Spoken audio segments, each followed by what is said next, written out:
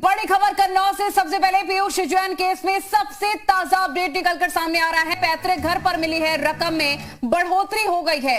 पीयूष जैन के घर से 2 करोड़ रुपए और ज्यादा मिले हैं और अब करीब 19 करोड़ कुल बरामद रकम हो चुकी है। नोटों की गिनती खत्म करके वापस एसबीआई की टीम लौट गई है। घर में रखे कंपाउंड के करीब 320 सैंपल्स भी लिए गए हैं। 80 प्रकार के कंपाउंड के 4-4 सैंपल लिए गए हैं और एक सैंपल जांच के लिए एफएफडीसी भेजा जाएगा। एक सैंपल दिल्ली, एक सैंपल कोर्ट में पेश किया जाएगा और आखिरी सैंपल संभाल कर रखा जाएगा। यह बड़ी जानकारी, ताजा अपडेट सबसे पहले हम आपको दे रहे हैं। तो पीयूष जैन, जिसको धन कुबेर कहा जा रहा है, अब संपत्ति में इजाफा हो गया। क्योंकि लगातार कार्रवाई हो रही है तो जाहिर तौर पर इजाफा होना भी बनता है। जिस तरीके से संपत्ति बरामद की गई है करोड़ों में, उससे ये अंदाजा खुद ब खुद लगाया जा सकता है कि जितना भीतर जाया जाएगा उतनी ज्यादा संपत्ति, अखूत संपत्ति यहां पर से बरामद होगी। 19 करोड़ फिलहाल ये पहुंच चुकी है। आपको बता दें 2 करोड़ और घर से बरामद हुए और कुल मिलाकर अब यहां पर से घर से 19 करोड़ की रकम बरामद की गई है। एसबीआई की टीम नोटों की गिनती खत्म कर अब वापस लौटेगी, क्योंकि एसबीआई की 5 सदस्यीय टीम, बता दें आपको, यहां पर पहुंची थी। बाकायदा रस्सियां यहां पर नोटों को बाइंड करने के लिए पहुंचाई गई थी और वो रस्सियां भी कम पड़ती यहां पर नजर आई थी। जरा 2 तस्वीरें आप देखिएगा। सोने की ईंटें बरामद की गई और बॉक्सेस में पैसा भरकर ले जाया जा रहा है। यानी कितनी तादाद में पैसा यहां पर से मिला है आखिर नोटबंदी होने के बाद, क्योंकि 2017-2016 की सीरीज के नंबर्स बताए जा रहे हैं। उसके बावजूद इतनी रकम कहां से आई, सबसे बड़ा सवाल अब यही बना हुआ है।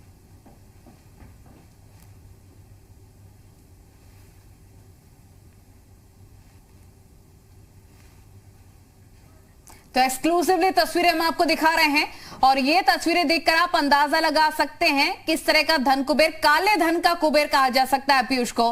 और जितनी गड्डियां नोटों की बरामद हुई हैं, शायद कबाड़ी की दुकान में कबाड़ भी उतना नहीं मिल रहा होगा जितनी लगातार कैश बरामद हो रहे हैं। 2 करोड़ ये अपडेट है कि 2 करोड़ और बरामद हो चुके हैं और आने वाले वक्त में जांच पड़ताल जब और ज्यादा बढ़ेगी, परिवार वालों से पूछताछ की जाएगी तो रकम बढ़ भी सकती है।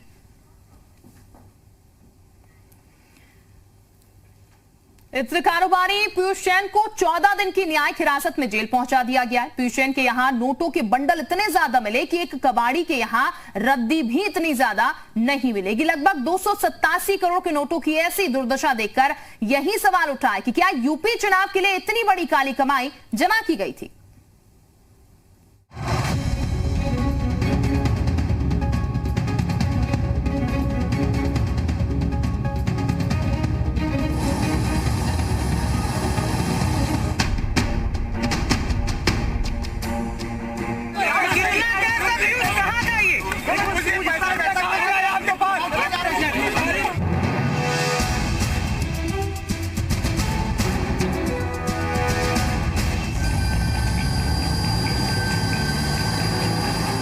हर किसी की आंखें फटी की फटी रह गईं। किसी ने उम्मीद नहीं की थी कि एक इत्र के कारोबारी के यहाँ से 2 अरब 57 करोड़ से ज्यादा के नोट मिल सकते हैं। किसी ने उम्मीद नहीं की थी कि नोटों को गिनने के लिए आईटी और जीएसटी को 8-8 मशीनें लगानी पड़ेंगी। कानपुर से लेकर कन्नौज तक नोटों का ऐसा कुंड मिला जिन्हें भरने के लिए बक्से तक कम पड़ गए। सीएम योगी आदित्यनाथ ने इसे समाजवादियों का काला साम्राज्य बताया है और दावा किया है कि यह समाजवादी इत्र नहीं, यह समाजवादी बदबू है जिसमें काले धन के रूप में नोटों की गड्डियां भरी पड़ी हैं। जो कहता था, कभी समाजवादी इत्र की बात करता था, तब हमारे प्रदेश अध्यक्ष जी ने कहा था ये समाजवादी इत्र नहीं, समाजवादी बदबू है जो गरीबों की बददुआ को लेकर के प्रदेश के अंदर फैलाया जा रहा है। महकते हुए जाएंगे, उन्हें समाजवादी पार्टी और समाजवादी विचारधारा याद दिलाते हुए जाएंगे। रंग भी लाल हरा रखा है आपने। अगर कहीं दूसरी जगह चली जाए ये बोतल, खुशबू बदल पाए न बदल पाए, लेकिन रंग जरूर बदल देंगे। खबरों के मुताबिक पीयूष जैन के यहाँ 120 घंटे से ज्यादा छापेमारी के दौरान 257 करोड़ कैश, 25 किलो सोना, 250 किलो चांदी मिल चुकी है। इसके अलावा जीएसटी, इंटेलिजेंस और इनकम टैक्स की टीमों को कन्नौज स्थित पीयूष जैन के पैतृक निवास से 18 लॉकर और 500 चाबियां भी मिली हैं। नोटों का अंबार इतना बड़ा है कि जिन्हें बांधने के लिए रस्सियां तक कम पड़ गईं। कन्नौज घर पर नोटों को बांधने के लिए भारी संख्या में रस्सी मंगाई गई है। साथ में नोटों को सील करने के लिए SBI की स्लिप भी मंगवाई गई।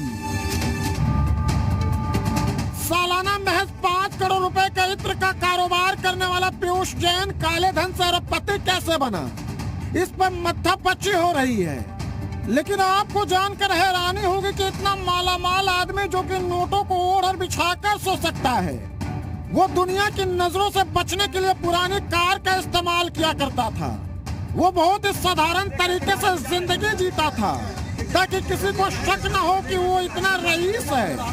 बेहद साधारण लाइफ स्टाइल बनाकर वो लंबे समय से टैक्स की चोरी करता रहा, लेकिन अब पीयूष जैन को गिरफ्तार किया जा चुका है। ब्यूरो रिपोर्ट, जी मीडिया। तो कन्नौज में पीयूष जैन के तहखाने का पहला वीडियो जी उत्तर प्रदेश उत्तराखंड के पास आ चुका है। तस्वीरों में आप देख सकते हैं जो तहखाना आपको दिख रहा होगा, और उसी में पीयूष जैन ने अपनी अकूत संपत्ति छिपाई थी। ये दो तस्वीरें आपको दिखा रहे हैं कैसे घर के अंदर तहखाना बनाया गया था, उसमें नोट छिपाए गए थे, सोने चांदी छिपाए गए थे। ये दो तस्वीरें एक्सक्लूसिवली जी उत्तर प्रदेश उत्तराखंड के पास आ चुके हैं, जो हम आपको सबसे पहले दिखा रहे हैं, जिससे आप अंदाजा लगा सकते हैं कि कितने शातिराना तरीके से ये अपनी काली कमाई को घर में छिपाया करता था। दूसरे राज्यों से इसने कारीगरों को बुलाया था इस घर को बनवाने के लिए, और इस तरह से इस घर को डिजाइन किया गया था कि इसकी काली कमाई का पता किसी को भी चल न सके। लेकिन एक्सक्लूसिवली वीडियो हम आपको दिखा रहे हैं, ये वीडियो सामने आ चुका है, घर के अंदर का ये वीडियो है। इससे आप पता लगा सकते हैं कि कहां पर किस तरह से तहखाना पीयूष के द्वारा बनाया गया था। ये देखिए अंदर तहखाने की तस्वीर आपको दिखा रहे हैं। यहीं पर पूरी काली कमाई जो बोरे में भरे हुए नोटों की गड्डियां थी वो यहीं से बरामद हुई हैं। सोने की सिल्लियां बरामद हो गई हैं, सोना चांदी भारी मात्रा में बरामद हुआ है। अपडेट यही है कि 2 करोड़ और बरामद हो चुके हैं। आने वाले वक्त में छापेमार कार्रवाई होगी तो और ज्यादा कैश मिलने की संभावना भी व्यक्त की जा रही है। पीयूष जैन के कन्नौज वाले ठिकाने पर डीजीजीआई ने रेड की है, जिसके बाद अब इस रेड का गुजरात कनेक्शन भी सामने आने लगा है। कैसे, वो इस रिपोर्ट में जानिए।